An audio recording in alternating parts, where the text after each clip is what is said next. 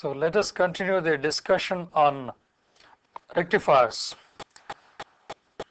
Today I will discuss what is known as a ripple factor. The ripple factor is a qualifying analytical quantity which describes the quality of the DC output of a rectifier. In the last class, we have seen that a rectifying waveform has a DC component in it and an alternating component in it.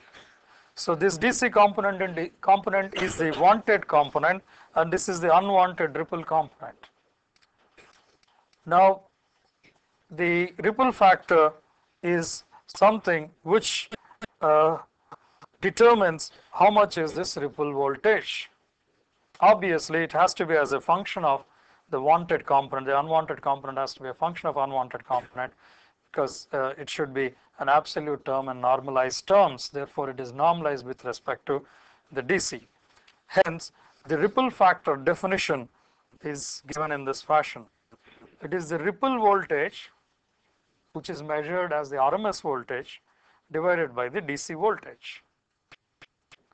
That means VR RMS by VDC, and if you express it in as a function as percentage, you multiply it by 100, then you will get the ripple, the percentage ripple, a ripple factor as in terms of percentage of the DC. Okay, so now let us analyze the ripple factor in terms of ripple factor for the half wave rectifier and full wave rectifier, which we have discussed earlier. Please refer back to the analysis of the half wave rectifier.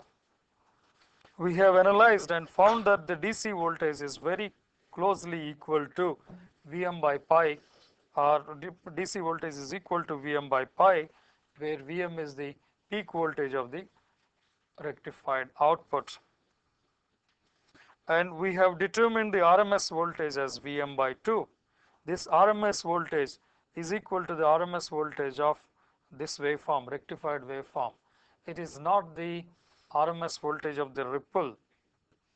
It is the RMS voltage of the rectified waveform, which is equal to sum of these two. Therefore, it is RMS voltage of these two put together.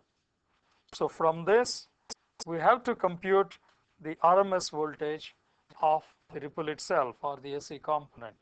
Then we can find the ripple factor.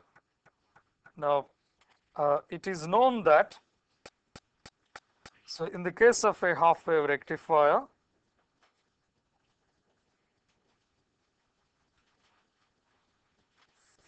so VDC is equal to Vm by pi, and VRMS, that means full rectified waveform's RMS voltage is Vm by 2. Now, the RMS voltage of the ripple can be determined. So in this fashion, VR RMS, the ripple voltage's RMS value can be determined from this. So that can be determined as VRMS square minus VDC square. Okay, therefore it is Vm square by 4 minus Vm square by pi square. So this is the RMS value of the AC component, and this is VR RMS square. Therefore, VR RMS is square root of this. So this is the RMS value of the ripple voltage, and this can be determined, and this can be substituted and in the ripple factor expression over here, and we can show that. So this is equal to 121% ripple factor is, because the ripple's RMS voltage is larger than the DC voltage which you get here.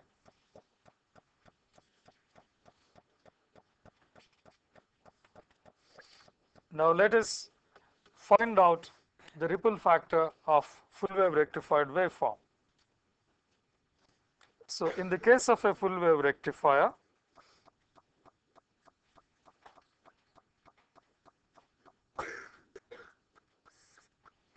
so we know that the DC component is equal to 2 Vm by pi, and the Vrms, that means the RMS value of the full rectified waveform, which includes DC as well as the ripple itself, is so Vm by square root of 2. And in the same way as we did for the half wave rectifier, you can determine the ripple's RMS value. So the ripple's RMS value is so square root of 4 Vm square by 2 minus 4 Vm square by pi square.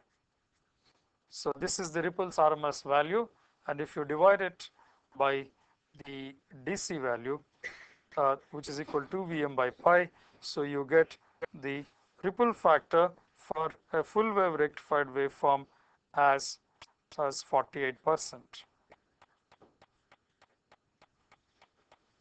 which is much higher than that of the half wave rectified waveform. By looking at the waveform itself, it is clear. Physically looking at the waveform itself, it is clear. Okay, analytically we have the analytical expression here. This is about the ripple factor. For most of the electronic circuits, so the ripple factor has to be very small, typically less than 1%. Then how to improve the ripple factor of the half wave and full wave rectified waveforms? So naturally, the ripple factor can be improved considerably by using a capacitive filter.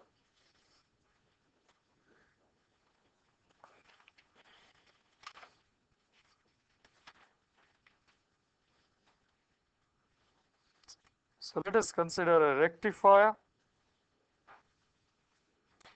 So with a capacitor.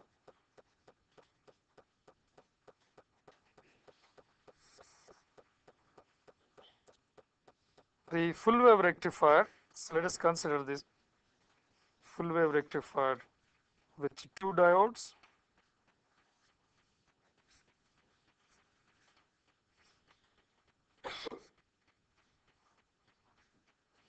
here we have the load, and here we have the other rectifier. Now across the load, if you connect a capacitor,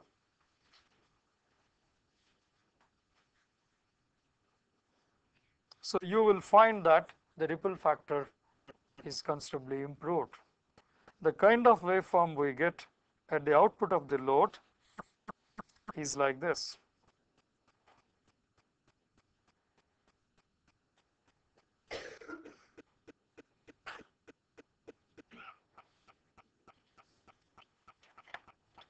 If this is the full wave rectified waveform,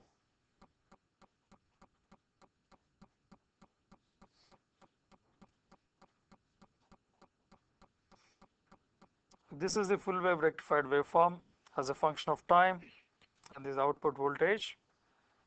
So what you get is this kind of waveform. If the load is a high load means the resistance is small so that the load current is large. If the load is small, so you will find that the waveform is better. So the waveform will be like this.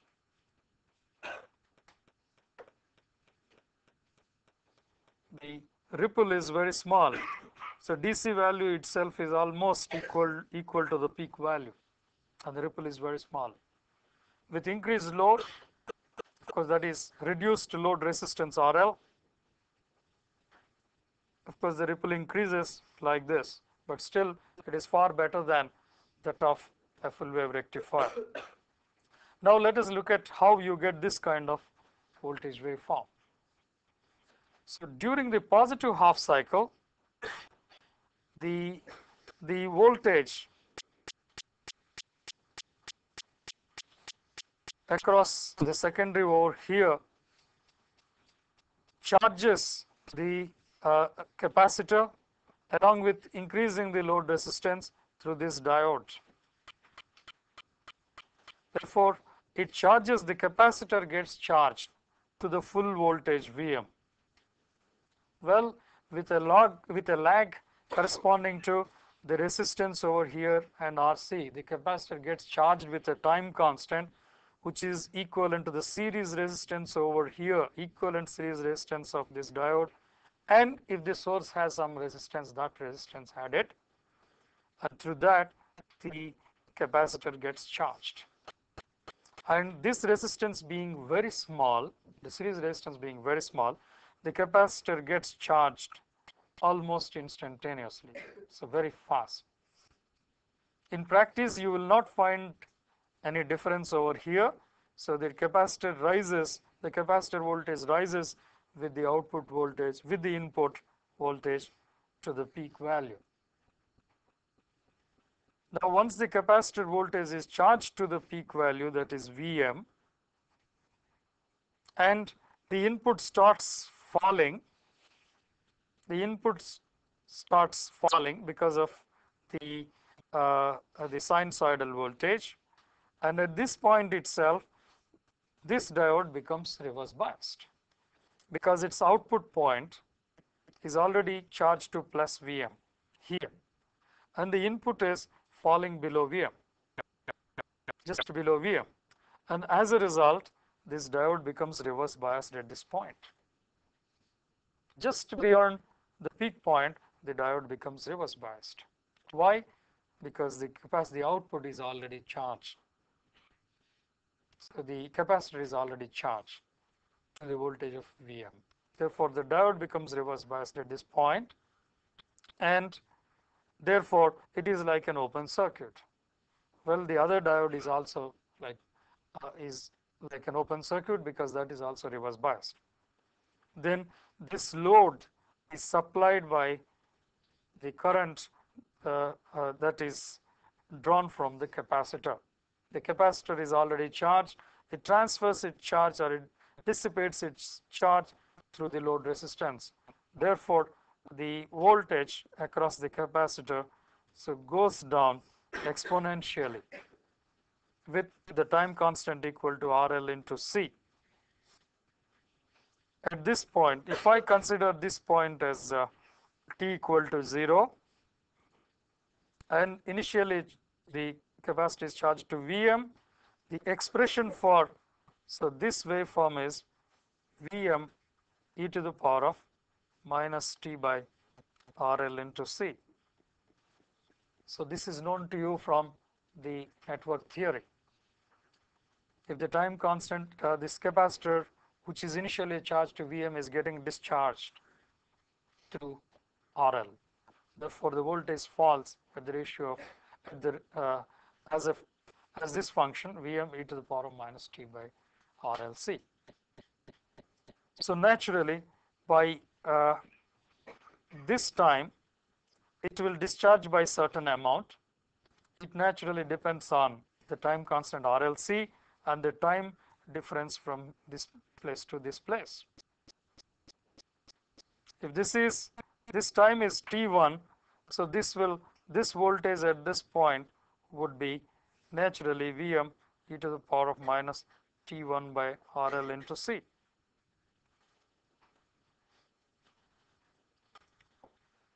Now, in the meantime, the input negative half cycle comes up into picture, and this side would be effective, and this diode will become conducting once the input voltage rises beyond this voltage. Once this side input voltage rises beyond, so this voltage, this diode becomes conducting, and it again recharges the capacitor in this fashion. And since the charging time constant is very low, again the capacitor voltage will rise to Vm.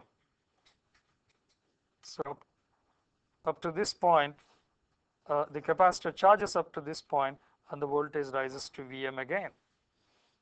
And during the next half cycle, so again it will discharge exponentially with a time constant equal to RLC.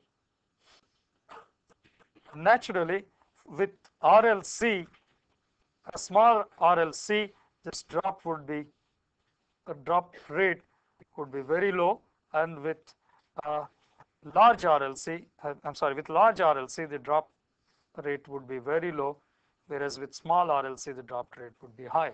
In any case, it is definitely better than that of a full wave rectified waveform. Hence, you will get improved output. Improved output in the sense with reduced ripple and increased DC voltage. Now let us analyze this circuit and see how much of DC potential are you getting and how much of AC component are you getting and what is the ripple factor, because we like to quantify everything and so that the circuits can be designed.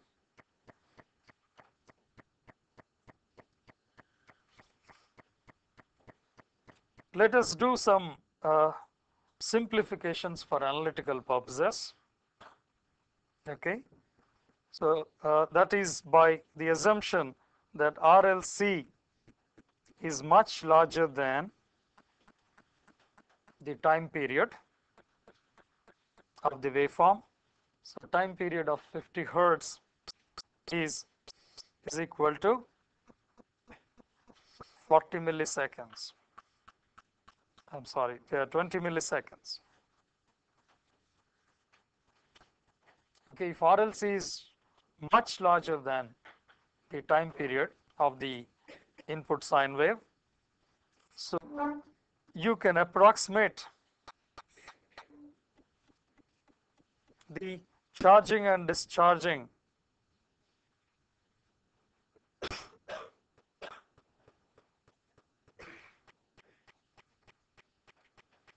voltage as a triangular waveform.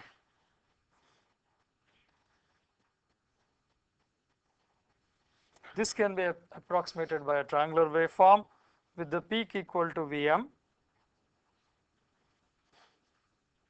Now, if the peak to peak value of this triangular waveform is delta, naturally VDC is Vm minus delta by 2. If it is a triangular waveform, the average value of this waveform would fall in between these two values, in between these two peaks. Therefore, it is delta by 2 below Vm. Hence, VDC is equal to Vm minus delta by 2.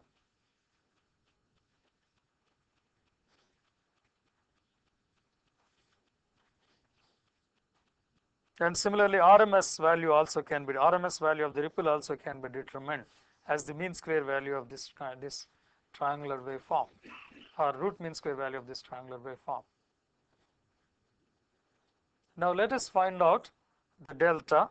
I repeat, delta is the peak to peak value of the charging and discharging waveform, or the voltage across the load. So let us now determine delta.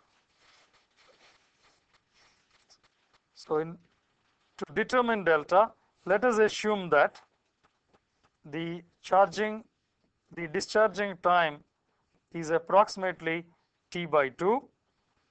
In fact, it is less than T by 2. So let us approximate it to T by 2. So this is one assumption, and the other assumption is that the waveform is the approximation is that the waveform is a triangular waveform, which can be made with this assumption, RLC much larger than T. So with this, we can show that the delta is equal to IDC into T by 2 by C. So assuming that the capacitor is being charged with a constant current which is equal to IDC, Okay, the amount by which the charge it loses within time t by 2 by way of discharging through RL is IDC into t by 2. Current into time gives you the charge. So IDC into t by 2 is a charge that goes out of the capacitor to the resistor. And once you divide it by C, you will get the voltage drop across the capacitor. Therefore, delta can be obtained as IDC into t by 2 divided by C. And IDC is the average current, okay, so which is equal to, so VDC by, what is the current that is being supplied by the capacitor? That is the load current itself. So if the voltage is DC voltage is VDC, so VDC by RL is the average DC current passing through the load. Therefore, this is VDC into T by 2 RL into C. Now substituting this over here, we can determine VDC as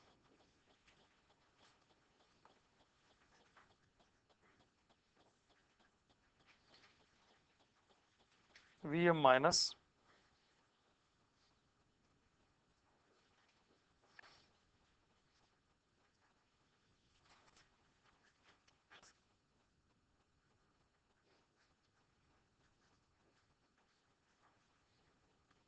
as this value. VDC is equal to Vm minus VDC into T by 4 RLC. So from this, we can get an expression for VDC.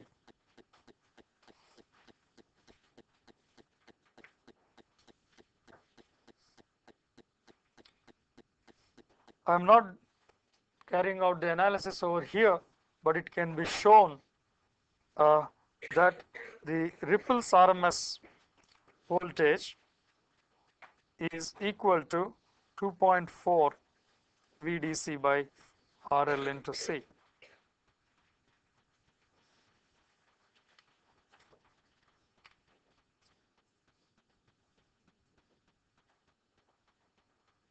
The ripple factor from this, the ripple factor can be obtained as roughly 2.4 by RL into C into 100%.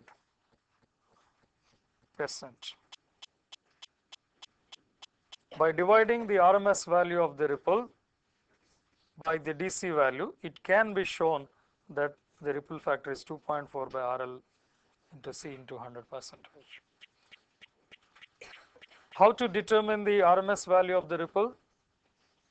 So you can determine it by finding the mean square value of the triangular waveform within one period and finding the square root of that. So, and by dividing it with the DC value, you will get the ripple factor. So this is the ripple factor. So it depends on RL into C. And if RL into C is equal to 1 second, then you will find that the ripple factor is about no, if RL into C is say 2.4, there is a mistake over here, 2.4 by RL into C into 100%. And if RL into C is about 10 seconds, so you will find that the ripple factor is 24%. But please note that this expression is valid only for large, very large time constant RL into C. For small time constant, this expression is not valid. So only for RLCs, which is of the order of 10 seconds or 100 seconds, this can be used.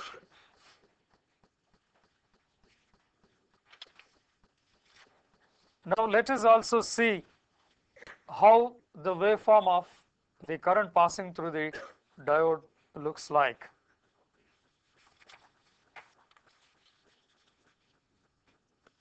By looking at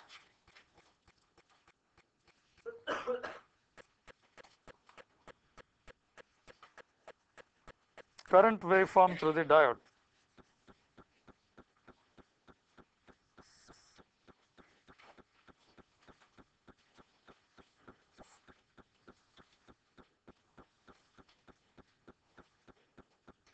So the diode waveform, the current waveform, the voltage waveform across the load is like this, and the diode is diode 1 is conducting during this period, and both the diodes are off during this period, and diode D2 is conducting during this period, and both are off during this period, and again D1 is conducting, and so on. So that means the diode conducts only during this period, this time period. And if you look at the current waveform across the diode, so you will find that the current waveform is like this. Suddenly it becomes conducting forward biased at this point, and current jumps, and it keeps charging. A huge amount of current flows through the diode to charge the capacitor, because the capacitor is very large. And as the capacitor gets charged, the current through the diode goes down, and it becomes 0 at this point, because the capacitor is already charged to Vm and the input voltage is Vm, therefore it becomes 0. And from this point onwards, the diode current is 0. So this is what is happening through D1. And this, at this point, the current through D2 also have this kind of shape.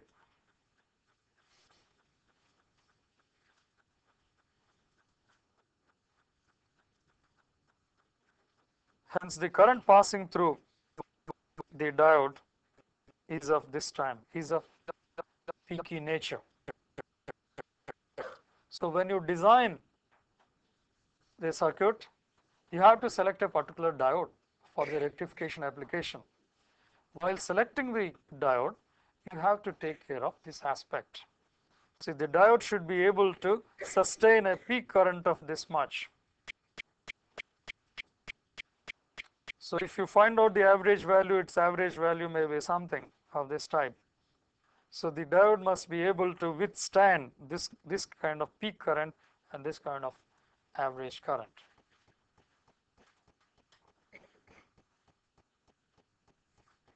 Now, how do you determine this current? So it falls outside your course, but let me give you an idea about how much it would be. So please note that during the discharging period, the charge that is lost by the capacitor is of the order of IDC is equal to IDC into T by 2. Okay, the same amount of charge has to be acquired within this short time. Therefore, the current that is needed to charge the capacitor during this time period would be, how much would be that? That is IDC into this discharge time divided by this charging time. Because IDC into the discharging time is equal to I charging into this charging time. Therefore, this current to the discharging current ratio would be equal to, so this time to this time ratio, which is very large, which is of the order of 100, because it depends on RL into C. Okay, so such considerations should be taken while designing circuits.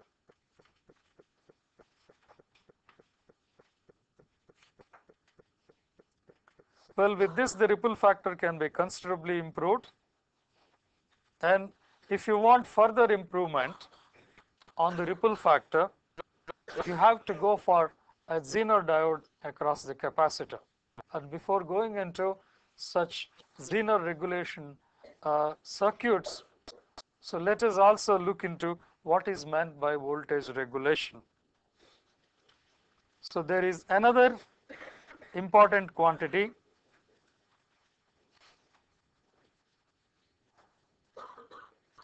which describes the quality of a supply.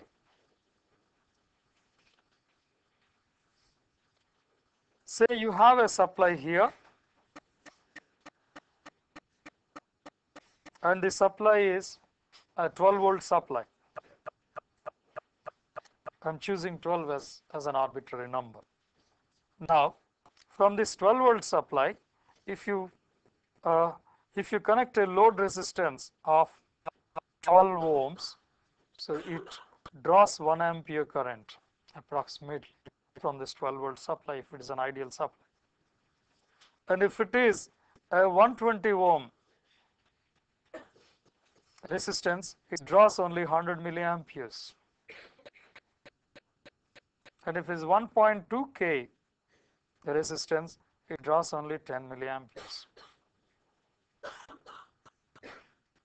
So ideally or practically, we expect the supply voltage to remain constant irrespective of the amount of current you draw from it. Very often the load current varies. If you listen to a music system at low volume, the power draining from the supply is very low.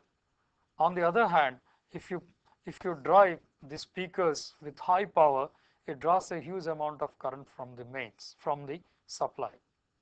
So that means the load current varies from time to time in general, because the load resistance also varies effectively.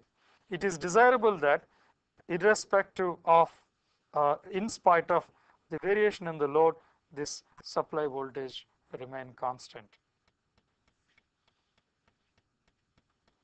But in practice, you find that the supply voltage falls to some extent with driving current.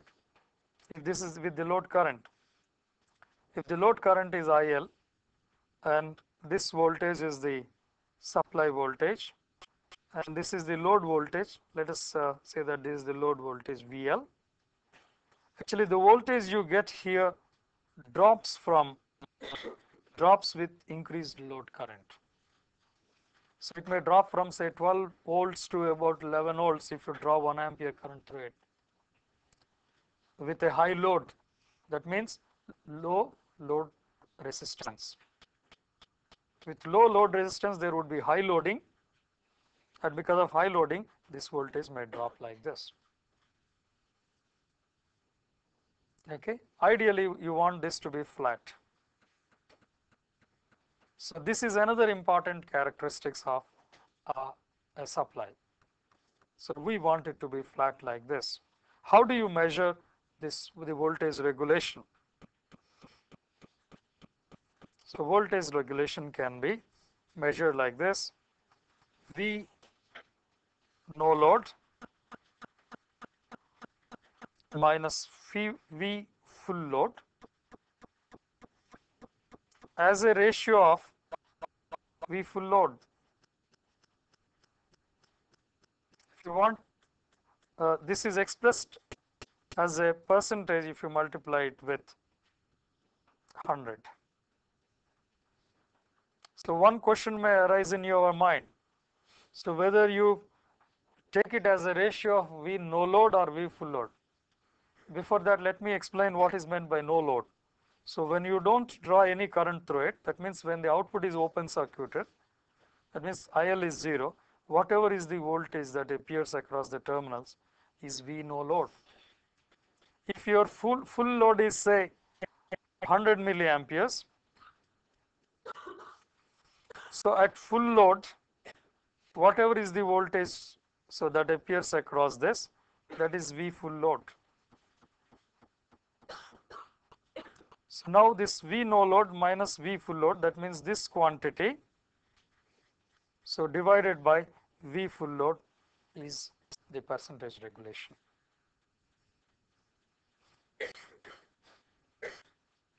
And we use this as a ratio of, we measure it as a ratio of this change in voltage as a ratio of the full load, because very often supplies are are rated in terms of full load. Under full load of 100 milliamperes, the voltage is so much. Like a vehicle, a two-wheeler with 120 kilograms of load, it will give you 40 kilometers per liter under laboratory conditions or under road conditions. So with this kind of rating, it is given as a ratio of V full load. Any questions? So why does the smaller voltage supply actually occur? You tell me. It's because of many reasons.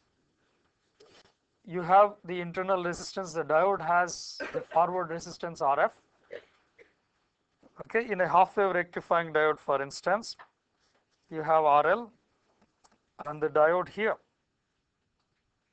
Okay, so diode is equivalent to its forward resistance in series with V gamma. So as you draw more current, the drop across this forward resistance or the drop across the diode increases. Okay, so because of this reason, output drops. So not only that, so this is also being supplied by another source. This source also has some series equivalent resistance there.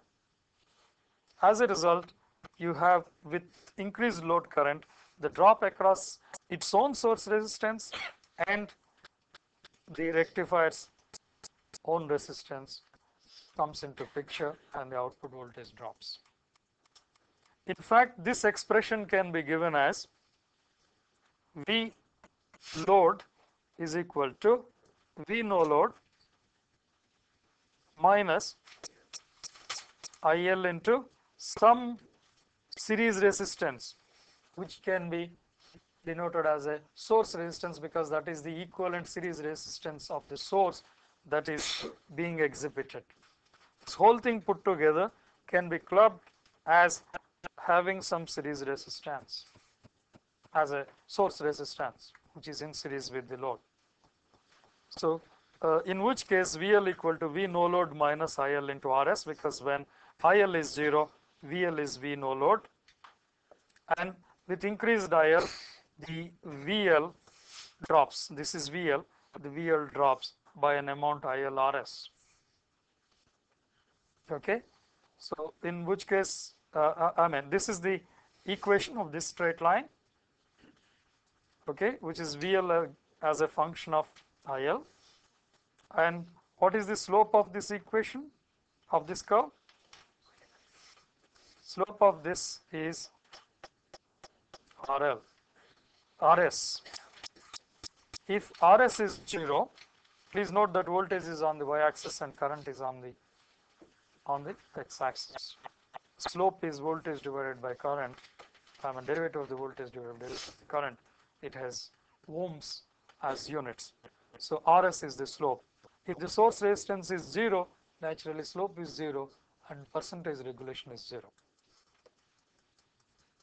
If the source resistance is large, then this drop is large and percentage regulation is large.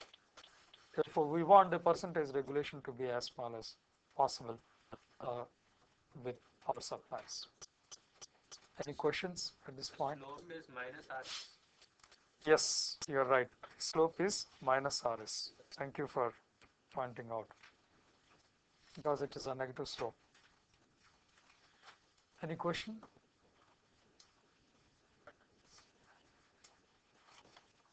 Questions?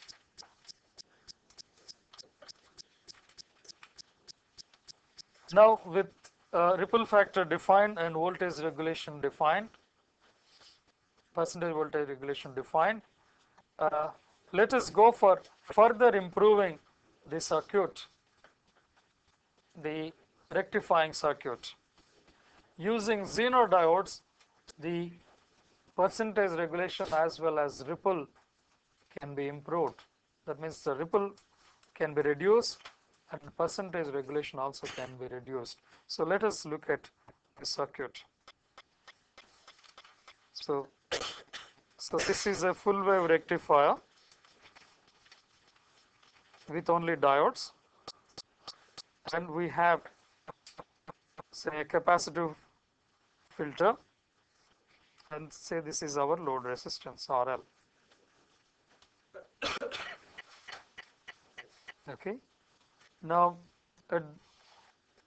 if you introduce a series resistance over here and connect a Zener diode, this is the symbol for the Zener diode. As I explained, the Zener diode is operated in the breakdown region, and there are two breakdowns possible in a diode: avalanche breakdown and Zener breakdown. When you use high concentration of charges or high concentration of doping, the Zener breakdown occurs in a diode, and such diodes are known as Zener diodes. The symbol for a Zener diode is like this. So this is the symbol. It is always operated in the reverse direction, so that the characteristics is something like this. When the voltage, the reverse voltage, increases beyond Vz, the Zener potential, the reverse current increases. Okay, so when this voltage across this Zener goes beyond Vz, a breakdown occurs and the current increases tremendously with a minor increase in the voltage beyond Vz. So it is always operated in the reverse direction in this fashion. When you do so, what happens is, if the current tries to increase in this fashion across the capacitor, as we have seen earlier, when the voltage is like this across the capacitor, so due to this changed voltage, the current tries to increase. Whenever the voltage increases, the current tries to current through the Zener tries to increase, and that additional current makes an additional voltage drop across the series resistance, and thereby whatever is the additional voltage, so that additional voltage can be seen to drop across this, and what remains is almost Vz volts here, assuming that both these voltage levels are above Vz.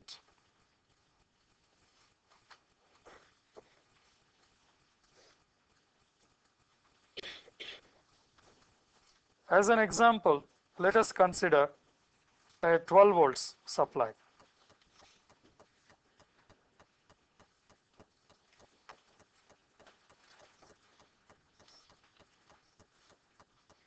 And a 10 volts Zener. So let us say the voltage varies between 11 to 12, 11 volts to 12 volts, and say this is 100 ohms, and this is say 10 kilo ohms. For the time being, let me take a high load resistance. So when this is 12 volts, so this Zener allows any amount of current when the voltage is 10 itself. So what happens is, it maintains the voltage at 10 volts, and thereby this current as 1 milliampere, and whatever is the difference between 12 and 10, the 2 volts would be the drop across this, and to maintain that, the current that needs to flow through this is 2 volts by 100 ohms, 20 milliamperes. And out of this 20 milliamperes, only 1 milliampere goes through this and makes this voltage equal to 10 volts, and remaining 19 milliamperes goes through the Zener diode. So with 19 milliamperes or with 1 milliampere, you will find that the Zener voltage is almost 10 volts. It can absorb almost any amount of current with the voltage maintained at 10 volts. Therefore, it will allow, in this particular example, it will take 19 milliamperes of current, still maintain the voltage as 10 volts, and with this 10 volts, the current that goes through this is 1 milliampere, and these two put together 20 milliampere flow through this and maintaining a 2 volts drop here, and that satisfies the Kashyap's voltage law. So when the voltage here is 12 volts, this is the situation. It takes 19 milliamperes and keeps the output voltage at 10 volts. When it is at 11 volts, when the input is 11 volts, it maintains 10 volts, and this current is 1 milliampere, and you need a voltage drop of 1 volt here. Therefore, it would be 10 milliamperes now. And when 1 milliampere flows through this, 9 milliamperes flow through this, and with 9 milliamperes also, the Zener potential is 10 volts. Okay, so the Zener maintains the same voltage for any current. So all that current that is needed to absorb the change in this voltage across the series resistance, so it absorbs all that current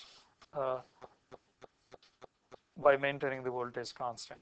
Hence, with this kind of changing voltage at the input, the output voltage would be almost constant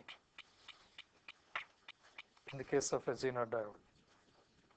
We'll further discuss about it in the next class. If you have any questions on this, a couple of questions, I can entertain. Questions? Then we shall discuss about it further in the next class.